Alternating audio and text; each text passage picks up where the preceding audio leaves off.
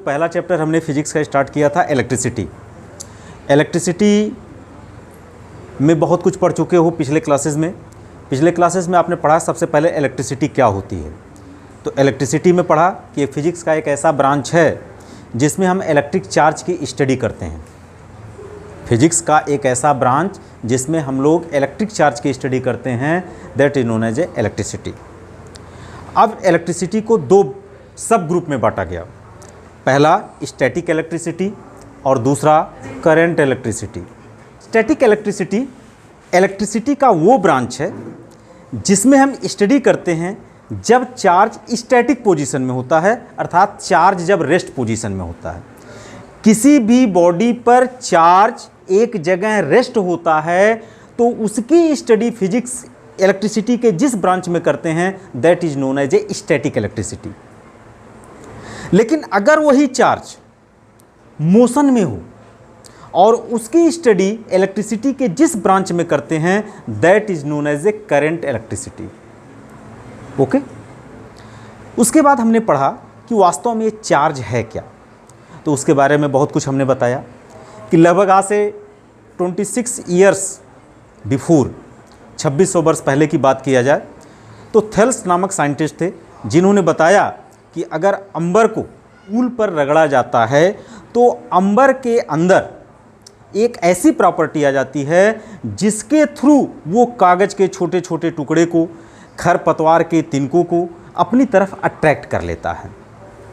ये बात कहे और ये बात खेल खेल में दब गई और लगभग 2200 वर्ष बीत गए। 2200 ईयर्स लेटर इन 1600 में गिलवर्ट साहब आए और गिलवर्ट साहब ने बताया कि केवल अंबर ही एक ऐसा पदार्थ नहीं है जो किसी अदर बॉडी पर रब करने पर उसके अंदर इस तरह की प्रॉपर्टी आती है कि वो कागज़ के छोटे छोटे टुकड़ों को अपनी तरफ अट्रैक्ट करे।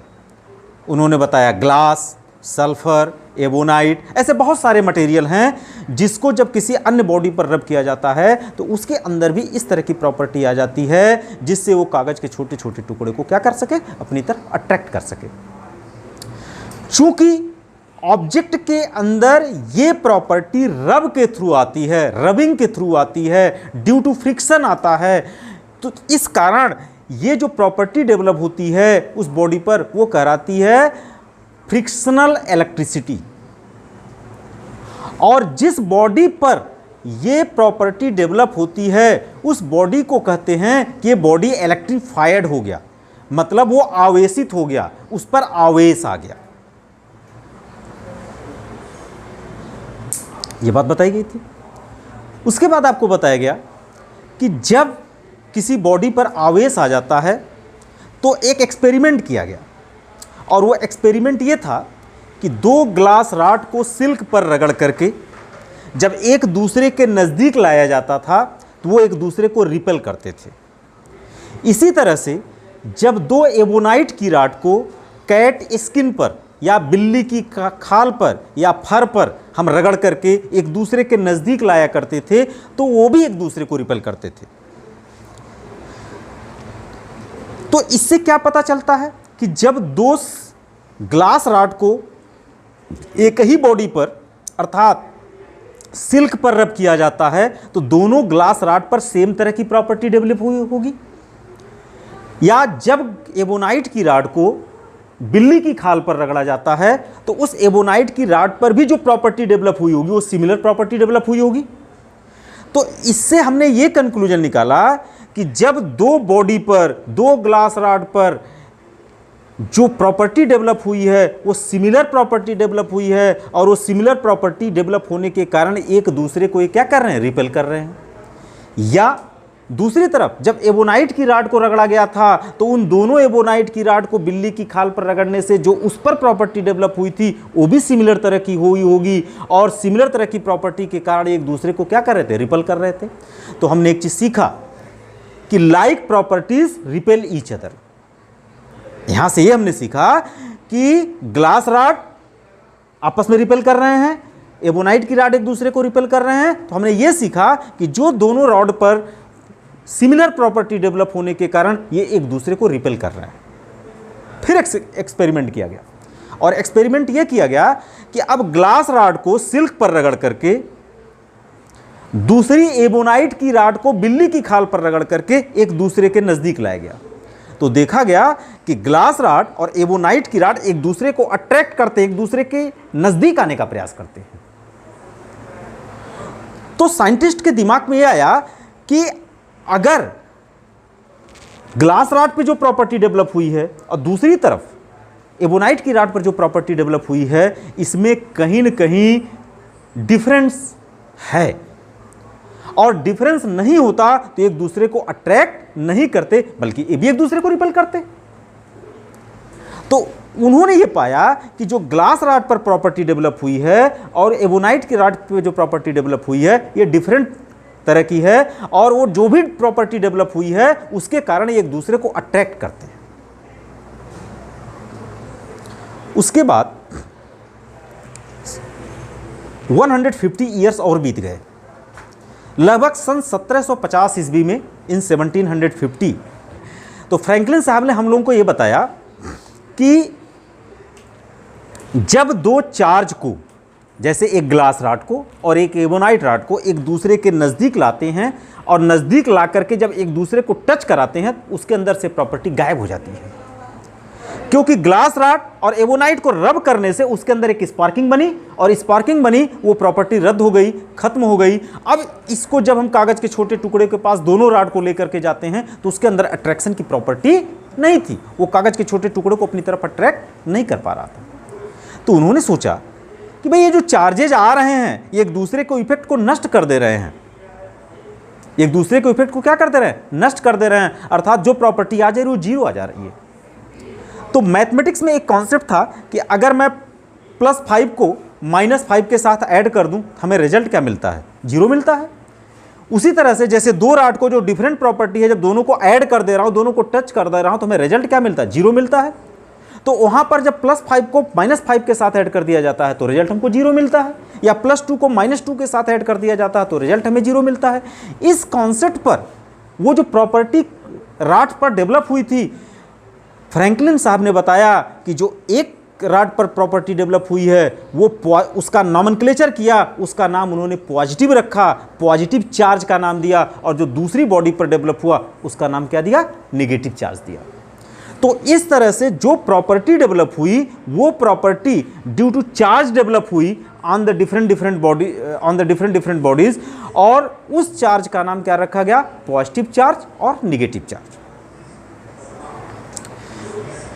चूंकि ये जो प्रॉपर्टी डेवलप हुई थी, ये प्रॉपर्टी, इस प्रॉपर्टी में चाहे वो ग्लास रॉड लिया गया, चाहे एबोनाइट की रॉड ली गई, चाहे अंबर लिया जाता था, या आपने जनरली देखा होगा कि जब कंघों को आप अपने हेयर पर रब करते हो तब कंघे पर अर्थात प्लास्टिक पर भी ये प्रॉपर्टी डेवलप होती है, अर्थात वो कागज़ के छोटे टुकड़ों को अपने तरफ अट्रैक्ट कर लेते हैं। आप जाड़ों में अक्सर स्वेटर, ऊल कपड़े पहनते होगे, वुलन कपड़े पहनते होगे, उस समय कपड़े उतारते समय आप देखते होगे कि हाथ के रोए खड़े हो जाते हैं, वो भी property due to charge development के कारण होता है। तो जितनी भी बॉडीज उन्होंने लिया वो बॉडी कैसी बॉडी थी, एक इंसुलेटर बॉडी थी जिसके थ्रू करंट बह नहीं सकता था। आप प्लास्टिक को प्लग के अंदर डाल दीजिए, लाइव वायर से कनेक्ट कर दीजिए और उसका दूसरा एंड पकड़ लीजिए, आपको करंट नहीं मारता, अर्थात उसके अंदर चार्जेज का फ्लो नहीं होता। तो जो भी प्रॉपर्टी बॉडी पर डेवलप होती थी वो इंसुलेटेड बॉडी पर होती थी। क्यों होती थी, क्योंकि जब हम ग्लास रॉड को रब करते थे तो सिल्क के ऊपर, तो ग्लास रॉड से कुछ इलेक्ट्रॉन सिल्क पर चले जाते थे और सिल्क क्या हो जाता था, निगेटिवली चार्ज हो जाता था, और ग्लास रॉड पॉजिटिवली चार्ज हो गया। अब ग्लास रॉड पर जो चार्ज आया वो एक छोटे से एरिया में पड़ा हुआ था, वो छोटे से एरिया में पड़ा हुआ था, वो पूरे ग्लास रॉड के अंदर मूव नहीं कर पाता था, और एक छोटे से एरिया पड़े होने के कारण और इसके अंदर कोई मोशन न होने के कारण ये जो प्रॉपर्टी यहां डेवलप हुई थी, जिसको फ्रैंकलिन साहब ने चार्ज का नाम दिया, उस चार्ज को कहा गया कि ये चार्ज क्या है, स्टैटिक चार्ज है। तो क्या हम किसी ऐसी बॉडी को ले लें जो इंसुलेटर ना हो, जो क्या हो, कंडक्टर हो, जिसके थ्रू चार्जेस का फ्लो हो सके, क्या उसमें उसको रब करने पर उसमें चार्जेस प्रोड्यूस नहीं होते? तो उसमें भी चार्जेस प्रोड्यूस होते हैं। हम सपोज कर लेते हैं एक कॉपर का हम रॉड ले लें और कॉपर के रॉड को किसी बॉडी पर रगड़ें तो रगड़ेंगे तो यहाँ पर चार्ज डेवलप होगा। लेकिन चूंकि इसके अंदर, कंडक्टर के अंदर फ्री इलेक्ट्रॉन्स पाए जाते हैं और इसके अंदर ये प्रॉपर्टी होती है चार्ज एक प्लेस से दूसरे प्लेस तक मूव कर जाते हैं, इसलिए वो यहाँ जो चार्ज प्रोड्यूस होगा वो कंडक्टर में चल करके हमारे हाथों में आएगा और हमारे हाथों के थ्रू अर्थ में चला जाएगा। तो कंडक्टर में भी ये चीज़ें प्रोड्यूस होती हैं, लेकिन वो कागज़ के छोटे टुकड़ों को अट्रैक्ट नहीं कर पाता क्योंकि वो चार्ज मोशन में मूव करके एक प्लेस से दूसरे प्लेस तक चला गया। इस कारण उसके अंदर ये प्रॉपर्टी डेवलप नहीं होती, वो एक दूसरे को, कागज़ के छोटे टुकड़ों को अट्रैक्ट कर पाए। तो इसी कारण हम इलेक्ट्रिसिटी को दो ब्रांच में बांटते हैं, एक स्टैटिक इलेक्ट्रिसिटी और दूसरा करंट इलेक्ट्रिसिटी। तो स्टैटिक इलेक्ट्रिसिटी की स्टडी हम क्लास 12 में करेंगे जब चार्ज रेस्ट पोजीशन में रहता है। क्लास 10th में जो हमारा सिलेबस है, चार्ज जब मोशन में रहता है उसकी स्टडी जब हम करते हैं तो वो करंट इलेक्ट्रिसिटी में आता है और करंट इलेक्ट्रिसिटी को ही हम क्लास 10th में हमें पढ़ना है। Clear? Cause of electrification. Cause of electrification में बताया गया था कि जितने भी मैटर हैं वो एटम से मिलकर के बने होते हैं और प्रत्येक एटम्स के अंदर एक छोटा सा और हैवी पार्ट होता है जिसको हम लोग न्यूक्लियस कहते हैं।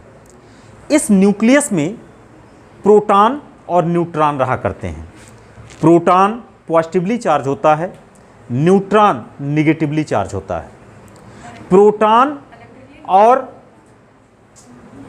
पॉजिटिवली चार्ज होता है और न्यूट्रॉन इलेक्ट्रिकली न्यूट्रल होता है। ये प्रोटॉन और न्यूट्रॉन न्यूक्लियस के अंदर एक साथ न्यूक्लियॉन्स के नाम से जाने जाते हैं। चूंकि प्रोटॉन पॉजिटिवली चार्ज है और न्यूट्रॉन इलेक्ट्रिकली न्यूट्रल है, इसलिए पूरा न्यूक्लियस पॉजिटिवली चार्ज होता है। अब न्यूक्लियस के अंदर जितने प्रोटॉन होते हैं उतनी ही संख्या में इलेक्ट्रॉन न्यूक्लियस के चारों तरफ डिफरेंट ऑर्बिट में रिवॉल्व करते हैं। पहली ऑर्बिट में 2 इलेक्ट्रॉन, दूसरी ऑर्बिट में 8 इलेक्ट्रॉन, तीसरी ऑर्बिट में 18 इलेक्ट्रॉन, चौथी ऑर्बिट में 32 इलेक्ट्रॉन्स। इस तरह से डिफरेंट ऑर्बिट में रिवॉल्व करते हैं। अब चूंकि न्यूक्लियस पॉजिटिवली चार्ज है और इलेक्ट्रॉन निगेटिवली चार्ज है, तो जो चार्ज न्यूक्लियस के नज़दीक, जो इलेक्ट्रॉन न्यूक्लियस के नज़दीक रहता है, वो न्यूक्लियस उसको अपनी तरफ बहुत ही टाइटली बाउंड किए रहता, बांधे रहता है और वो अपनी ऑर्बिट में उस फोर्स ऑफ अट्रैक्शन के कारण रिवॉल्व करता रहता है। लेकिन जो इलेक्ट्रॉन पहली ऑर्बिट के बजाय दूसरी ऑर्बिट में रिवॉल्व करता है, उस पर फोर्स ऑफ अट्रैक्शन पहली ऑर्बिट के कंपैरिजन में दूसरे ऑर्बिट में हमेशा कम लगता है। तीसरे में और कम, चौथे में और कम, पांचवें में और कम होता है। तो जब कोई इलेक्ट्रॉन न्यूक्लियस से जितनी ही अधिक दूरी पर होगा, उस पर फोर्स ऑफ अट्रैक्शन कम होगा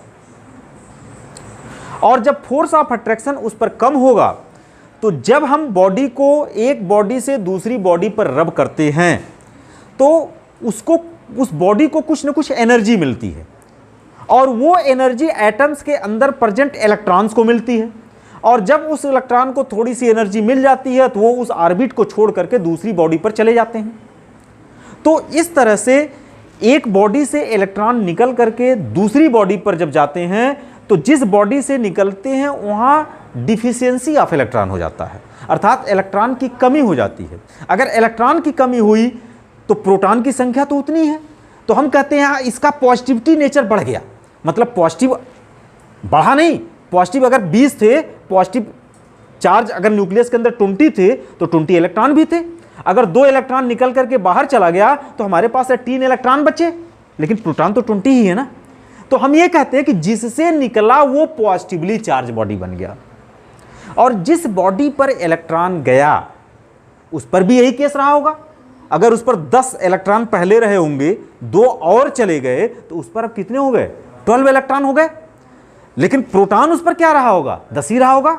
तो एक्सेस ऑफ इलेक्ट्रॉन हुआ और एक्सेस ऑफ इलेक्ट्रॉन होने के कारण जो दूसरी बॉडी हुई वो निगेटिवली चार्ज बॉडी हुई। तो ये होता है कॉज ऑफ इलेक्ट्रिफिकेशन। कोई बॉडी इलेक्ट्रीफाइड क्यों होती है? कोई बॉडी इलेक्ट्रीफाइड क्यों होती है? क्योंकि जब आउटर मोस्ट ऑर्बिट से इलेक्ट्रॉन निकल करके दूसरी बॉडी में चले जाते हैं तो जिस बॉडी पर जाता है वहां पर एक्सेस ऑफ इलेक्ट्रॉन, और जिस बॉडी से निकलता है वहां पर डिफिशियंसी ऑफ इलेक्ट्रॉन होता है। जिस बॉडी पर डिफिशियंसी ऑफ इलेक्ट्रॉन होता है that is known as a positively charge body, और जिस बॉडी पर एक्सेस ऑफ इलेक्ट्रॉन होता है वो बॉडी कहलाती है निगेटिवली चार्ज बॉडी। अब चूंकि सारा खेल यहां पर चार्ज का है तो कुछ बेसिक प्रॉपर्टीज ऑफ चार्जेज हम लोगों ने स्टडी किया था। बेसिक प्रॉपर्टीज ऑफ चार्जेज में पहली प्रॉपर्टी बताई गई थी additivity of charges. Additivity of charges क्या होता है? हमने कहा कि अगर कोई बॉडी है या कोई सिस्टम है और इस पर हमने कुछ चार्ज दे दिया, +q, 2q, -3q, +4q, suppose कर लेते हैं इस बॉडी पर, इस सिस्टम पर हमने इतने चार्ज दे दिए, तो what is the net charge on this body? तो एडिटिविटी ऑफ चार्जेस कहता है कि किसी बॉडी पर जो टोटल चार्ज होता है वो दिए गए सारे चार्जेस का एल्जेब्रिक सम होता है। सारे चार्जेस का क्या होता है? एल्जेब्रिक सम होता है। अर्थात इस बॉडी पर जो चार्ज होगा वो क्या होगा? Capital Q is equal to Q + 2Q, यहां पर -3Q दिया तो आप इसको ऐड करोगे विद -3Q + 4Q, तो 4Q + 3Q 7Q, और प्लस माइनस -3Q, ये कितना हो गया? That is 4Q।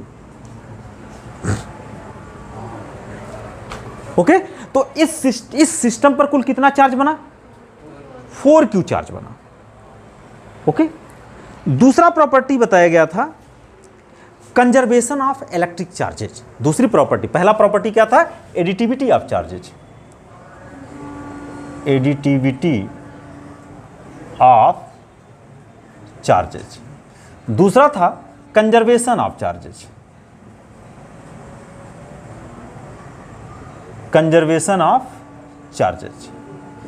बच्चों, कंजर्वेशन ऑफ चार्जेज में क्या बताया गया था कि जो चार्ज बॉडी में प्रोड्यूस होते हैं एक दूसरे से फ्रिक्शन के थ्रू, तो आपने देखा कि एक बॉडी से अगर 2 इलेक्ट्रॉन निकला तो दूसरी बॉडी पर 2 ही इलेक्ट्रॉन गया।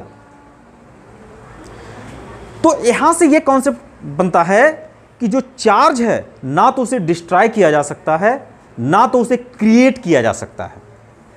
चार्ज को एक बॉडी से दूसरी बॉडी पर क्या किया जा सकता है? ट्रांसफर किया जा सकता है। That is known as a conservation of charges. ये क्या कहलाया? कंजर्वेशन ऑफ चार्जेज कहलाया। तो पहली प्रॉपर्टी में आपने लिखा था कि the total charge on a system is the algebraic sum of all the charges which are given. दूसरी प्रॉपर्टी में आपने लिखा था the total charge of an isolated system is always constant, it can not be created, it can not be destroyed, it can be transferred from one body to another body. Third आता है quantization of charges. Third आता है quantization of charges. What is the meaning of the quantization of the charges? Charges का quantization क्या है? एक scientist आए इन 1912। देखो, बहुत गैप हुआ, 26 ईयर्स बिफोर इलेक्ट्रिसिटी का थोड़ा सा जानकारी हुआ, करते करते 1600 में थोड़ा सा और पता चला, नॉमनक्लेचर 150 वर्ष बाद हुआ, और 1912 ईस्वी में मिल्टन साहब आए और उन्होंने बताया कि किसी भी बॉडी पर जो चार्ज का ट्रांसफ़र होता है वो हमेशा एक एलिमेंट्री चार्ज का इंटीग्रल मल्टीपल होता है। इंटीग्रल मल्टीपल का मतलब क्या होता है कि मतलब अगर एक बॉडी से दूसरी बॉडी पर चार्ज जा रहा है तो जो एलिमेंट्री चार्ज होगा, जो लोएस्ट चार्ज होगा, उस लोएस्ट चार्ज में चाहे आप 1 से मल्टीप्लाई करो, चाहे 2 से करो, चाहे 3 से करो, चाहे 4 से करो, चाहे 5 से करो, मतलब इंटीग्रल वैल्यू का मल्टीप्लाई करो। इंटीग्रल मतलब इंटीजर का मल्टीप्लाई करो, +2 से या -2 से, +3 से या -3 से, +4 से या -4 से, +10 से या -10 से, इस तरह से आप मल्टीप्लाई करो।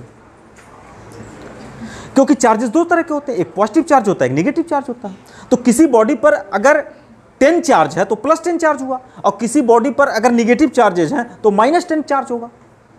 अब यहाँ पर मिल्कान साहब ने बताया कि किसी बॉडी पर जो चार्ज का ट्रांसफर होता है वो एलिमेंट्री चार्ज का क्या होता है, इंटीग्रल मल्टीपल होता है। इट मीन्स अगर किसी बॉडी पर चार्ज है तो वो इंटीग्रल मल्टीपल कैसे लिखा जाता है, n इंटू ई, जहां पर ई क्या है, ये एलिमेंट्री चार्ज के नाम से जाना जाता है और इससे छोटा कोई चार्ज नहीं हो सकता। एलिमेंट्री चार्ज का मतलब हुआ कि ई जो चार्ज है इससे कोई छोटा चार्ज नहीं हो सकता। अब या तो एक बॉडी से दूसरी बॉडी पर इलेक्ट्रॉन का अगर ट्रांसफर होगा तो या तो एक इलेक्ट्रॉन का ट्रांसफर होगा, या तो एक इलेक्ट्रॉन का ट्रांसफर होगा, या तो 2 इलेक्ट्रॉन का ट्रांसफर होगा, या तो 3 इलेक्ट्रॉन का ट्रांसफर होगा। इस तरह से होगा, न कि 2.5 इलेक्ट्रॉन का ट्रांसफर होगा। तो क्वांटाइजेशन ऑफ चार्ज ये बताता है कि एक बॉडी से दूसरी बॉडी पर जब इलेक्ट्रॉन का ट्रांसफर होता है तो वो क्या होता है, integral multiple of elementary charge होता है। और एलिमेंट्री चार्ज किससे रिप्रेजेंट करते हैं, ई से, और इसकी वैल्यू होती है 1.6 × 10⁻⁻19 कूलम। ओके, अब सपोज कर लेते हैं कि अगर किसी बॉडी को हमने 1 कूलम चार्ज दिया, जैसा कि पिछले क्लास में बताया था कि जो चार्ज का यूनिट होता है that is known as a coulomb. तो अगर ये बॉडी है, इस बॉडी को हमने टोटल कितना कूलम चार्ज दे दिया, 1 कूलम चार्ज दे दिया। तो अगर 1 कूलम चार्ज दे दिया तो Q की वैल्यू कितनी हो गई, 1 हो गई। तो जब Q की वैल्यू 1 रखोगे तो यहां से N की वैल्यू क्या होगी, Q/E। अब यहां पर Q की वैल्यू आप 1 रख दीजिए और E की वैल्यू रख दीजिए 1.6 × 10⁻⁻19 कूलम। ओके, अब आप इसको जरा सॉल्व करो और इसको सॉल्व करके हमको बताओ इसका रिजल्ट क्या आएगा। देखो, आप इस डेसिमल को हटाओगे तो यहाँ 10/16 हो जाएगा और इस 10⁻19 को ऊपर ले जाओगे तो 10⁻+19 हो जाएगा। आप 10 को 16 से डिवाइड करोगे, नहीं जाएगा, 0। कितनी बार जाएगा, 16 6 कितना हो गया, 16 6 96, दैट इज 40।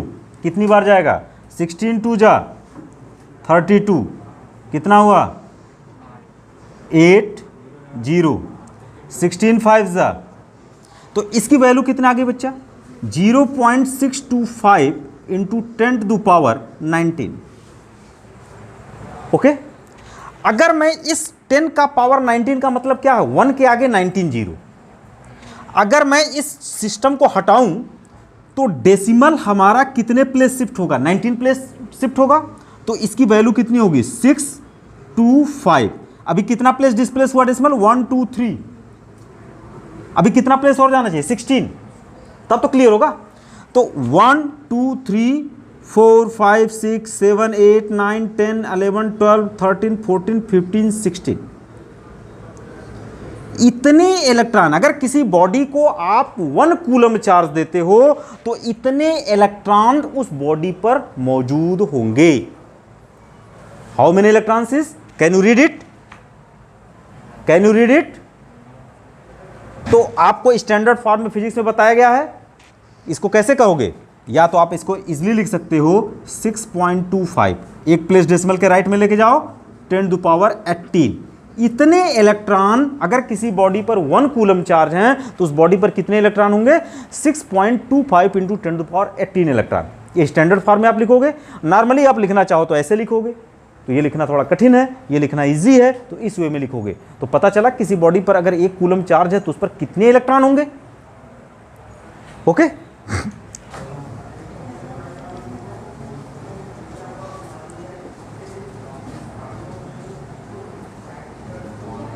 देखो टाइप्स ऑफ मटेरियल्स, मटेरियल्स कितने तरह के होते हैं। तो यहां पर जो मटेरियल्स के टाइप्स हैं वो 3 तरह के मटेरियल्स होते हैं। पहला कंडक्टर्स, दूसरा इंसुलेटर्स और तीसरा सेमी कंडक्टर। सेमी कंडक्टर, इसमें कंडक्टर क्या है, हमारे नेचर में जो मटेरियल पाए जाते हैं वो 3 तरह के होते हैं, जिसमें पहला कंडक्टर। ये ऐसे मटेरियल होते हैं जिसके थ्रू चार्जेज को इजीली फ्लो कराया जा सकता है। तो those materials are known as a conductor through which charges can be easily flow. Okay, जैसे आपका कॉपर हो गया, एल्यूमिनियम हो गया, आयरन हो गया, these are the examples of the conductors. Insulators क्या होते हैं? ऐसे मटेरियल जिसके थ्रू चार्जेस को फ्लो नहीं कराया जा सकता, ऐसे मटेरियल जिसके थ्रू चार्जेस को एक प्लेस से दूसरे प्लेस तक उस बॉडी के अंदर, उस मटेरियल के अंदर फ्लो नहीं कराया जा सकता, such types of materials are known as a insulator. ऐसे मटेरियल्स में आपके ग्लास आ जाते हैं, अंबर आ जाता है, एबोनाइट आ जाता है, प्लास्टिक आ जाता है। ऐसे बहुत सारे मटेरियल अपने इर्द गिर्द आप देखते होंगे जो इंसुलेटर की तरह वर्क करते हैं। रबड़ आ जाता है। These are the example of the insulator.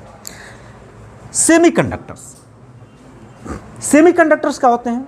कुछ मटेरियल्स हमारे नेचर्स में ऐसे पाए जाते हैं जो नॉर्मली इंसुलेटर होते हैं, जो नॉर्मली क्या होते हैं? इंसुलेटर होते हैं, लेकिन कुछ विशेष परिस्थितियां उन मटेरियल्स को जब मिल जाती हैं तो जस्ट लाइक ए कंडक्टर की तरह बिहेव करने लगते हैं। तो those materials which are generally insulator but in special conditions they act as a conductor, such types of materials are known as a semiconductors. Examples are just like silicon and germanium. ये ऐसे material होते हैं जो semiconductor की तरह behave करते हैं। और आज हमारे नेचर में हम एलईडी बल्ब का यूज कर रहे हैं, तो एलईडी बल्ब का जो यूज कर रहे हैं उसमें ऐसे ही सेमीकंडक्टर्स का यूटिलाइज करने के कारण हमें अच्छी इलेक्ट्रिसिटी बहुत ही लो कैपेसिटी पर मिल जाती है। ओके, तो दीज आर द मटेरियल।